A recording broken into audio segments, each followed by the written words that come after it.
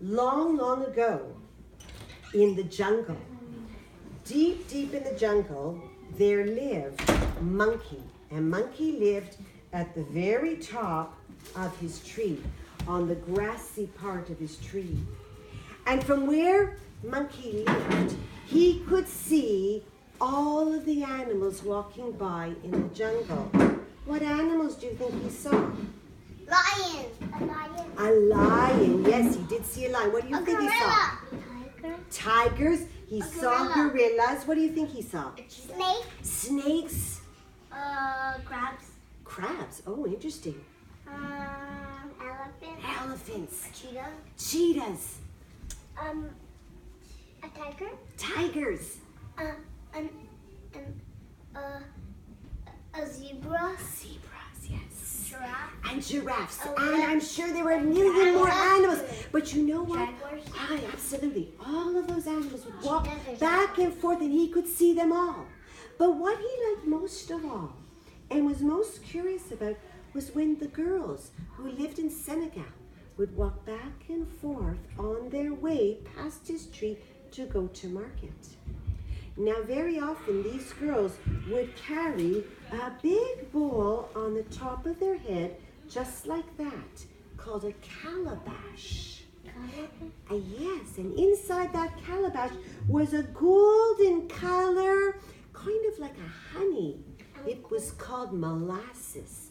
And Monkey was so curious to see how these girls would walk back and forth and how these bowls would never, ever fall and the girls would go to market because that's where they would sell all of the molasses that was in their bowl. And they would get money. Now one day a little girl was walking and she was thinking, oh, my papa said that if I sell all of this golden, beautiful molasses in my calabash, I could buy myself maybe a new dress. And as she walked, she did not notice that there were branches sticking out from Monkey's tree. And when she got very close to Monkey's tree, she tripped on those branches and her bowl went flying up in the air and it came all the way down and it crashed at the base of Monkey's tree. She looked in horror. She could not believe it. Her molasses was spilling all over the roots and she started to cry, Papa God, how could you give me so much misery? Papa God, look what's happened today. I have no molasses to go to market with. Oh, Papa God, so much misery. Then she turned around. She left the molasses crashed at the base of the tree and she went back to her home. Monkey saw the whole accident happen. Monkey was curious. What did she leave at the base of my tree? She called it misery. And he was curious. So he scurried down his tree, boop, boop, boop, boop, boop, boop, boop, boop, and he sniffed. Oh, it smelled good. He sniffed some more. Oh, smelled way better than bananas. He decided he would taste it. He dipped his little paw in. It felt smooth. It felt sticky. And he began to lick. Oh my goodness, it was so good. He tasted some more. Oh my goodness, way better than bananas. He dipped his tail in. He licked his tail. And he licked it, he licked and he licked until there were no more molasses anywhere. Just his roots were at the base of his tree. And then he climbed up his tree again and he sat and he thought, oh my, that misery was so delicious. I need to have more. Oh, but what did she say? Who gave it to her? What was that name she kept crying out? She kept saying, Papa! Papa something! What was it? It was Papa Mama? No, Papa God! Yes! She was calling for Papa God. And then he looked out far and wide and he said, where does Papa God live? Where, oh where? And in the distance, he noticed Papa God's hut. So little monkey swung from tree to tree to tree to tree until he got all the way over to where Papa God's hut was. And then he called out, Papa God, you forgot to give me misery. I just tasted it. It's wonderful. Come out from your hut and please give me some more. But you know, it was a hot sunny day and Papa God was fast asleep in his hut. He was snoring. Can you snore?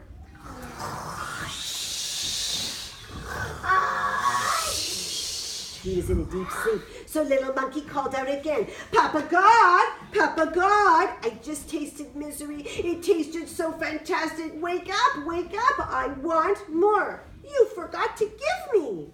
But Papa God was still snoring. Finally, with all of his calling to Papa God did get up from his house. And he said, who is bothering me and ruining my afternoon sleep? And little monkey said, oh, it's just me. Oh, Papa God, listen. I just tasted misery. It tasted so fantastic. Way better than bananas. Way sweeter. And I want some. You forgot to give me when I was born. But Papa God could not believe what he was hearing. He began to laugh deep down from his belly. Can you laugh from your belly? Oh my goodness. He said, little monkey, are you sure you're not making a mistake? Are you sure you want misery? Oh yes, a little girl was walking by my tree. She dropped a big ton of misery near my roots and I ate it all up and I absolutely have to have more now. Well, Papa God continued to laugh. And then he got down on one knee and he said, okay, listen, little monkey, I tell you what, if you really are insistent that you want to have misery, I will give you. But go over there where you will notice there are 3 big bags waiting for someone to get them. And they have lots and lots of misery in them. And little monkey scurried off. There was one on the right, one in the middle, and one on the left. Which one do you think monkey chose?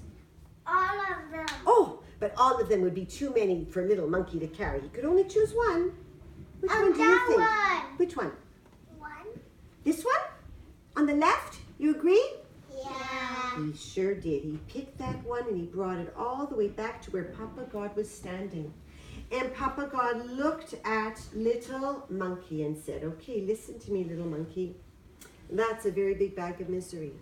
You cannot open it here. You cannot open it at your tree. You cannot open it where any animals are. No zebras, no tigers, no cheetahs, no elephants, no snakes, no jaguars, no tigers, nothing. And especially not near any humans. And not, I said that. And not near their huts. You can only open it where you see only green grass and blue sky. Do you understand? Yes.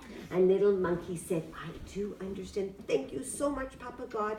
And little monkey took that big sack on his back. And he ran and he ran and he ran and he ran until he got to an area where it was okay for him to open it. There was lots of green grass and there was lots of blue sky and nothing around, just like Papa God had said. So monkey got busy, he untied, and do you know what came out of that bag? It was a great big huge hyena. And it had very sharp teeth. And it began to gnash his teeth. And he began to slosh his tongue back and forth. And he ran after monkey. And he ran and he ran and he ran and he ran. And poor little monkey had to run so fast to try to stay away from this big hyena who had the sharpest, ugliest looking teeth. And he ran and he ran and he ran and he ran. And they ran for hours. The little monkey was getting tired, but there was no way he could stop because the hyena was always right on his tail. About to pounce, about to bite, about to catch monkey. They ran and they ran and they ran.